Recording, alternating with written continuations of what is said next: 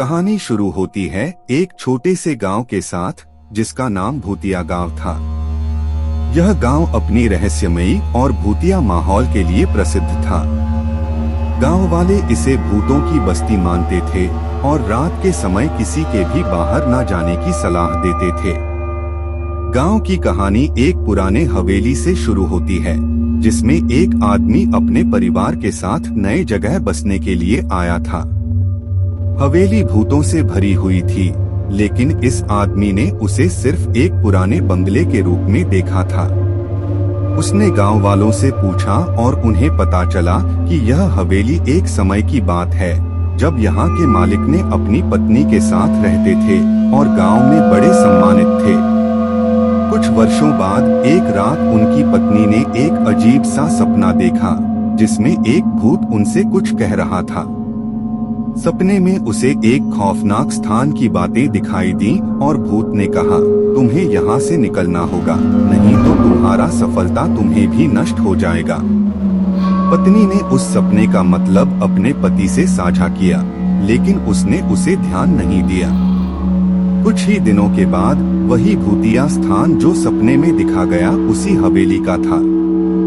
आदमी ने अपने परिवार के साथ हवेली में रहने का निर्णय किया, लेकिन उसे गांव वालों की चेतावनी का ख्याल नहीं रखा। हवेली में रात को अजीब आवाजें आने लगीं और वहां कुछ अजीब सी घटनाएं होने लगी। उसकी पत्नी ने उससे कहा, मैंने तुम्हें कहा था कि यहाँ रहना खतरनाक है। परंतु आदमी ने गांव वालों की बातों को माना नहीं और उसने अपने सपने को भी नजरअंदाज किया। एक रात उसने हवेली के एक पुराने कमरे में जाने का निर्णय किया।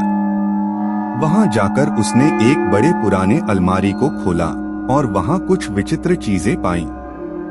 उसने एक पुराने डायरी को खोला और उसमें पुरानी कहानियों का संग्रह देखा। एक कहानी उसे बहुत ध्यान खींची, जिसमें हवेली के पूर्व मालिक ने अपनी पत्नी के साथ एक रहस्यमय और भूतिया स्थान की खोज की थी। डायरी में लिखा था, मैंने इस हवेली के अंदर कुछ खोजने का निर्णय किया है, जिसमें हमें एक नया स्वर्ग मिलेगा, लेकिन उसका नामांकन किसी ने भी नहीं पाया था, जिससे यह स्पष्ट था कि क्या हुआ था उस समय। आदमी ने डायरी को पढ़ते हुए समझा कि वह स्थान जिसे उसने अपने सपने में देखा था, वही यह हवेली का एक गुप्त स्थान था। उसने अपनी पत्नी को भी बताया और उन दोनों ने मिलकर उस स्थान की खोज में निकलने का निर्णय किया। गुप्त स्थान में पहुंचते ही उन्हें एक पुरानी सीढ़ी नजर आई, जो उन्हें एक अजीब सी ऊंचाई पर ले जाती थी। वह सीढ़ी चढ़ते हुए उन्हें एक विचित्र कमरे में पहुंचाई, जो कि बहुत ही बड़ा और अजीब दिखता था। कमरे के बीच में एक बड़ा सा कुर्सी खड़ा था, जिस पर एक पुरानी किताब रखी गई थी। उन्होंने वह किताब खोली और उसमें कुछ औरत की चित्रें देखीं। एक औरत की चित्र में वही हवेली के पूर्व मालिक था, लेकिन उसकी आंखों में एक अजीब सी चमक थी। चमक वही थी जो आदमी ने अपने सपने में देखी थी।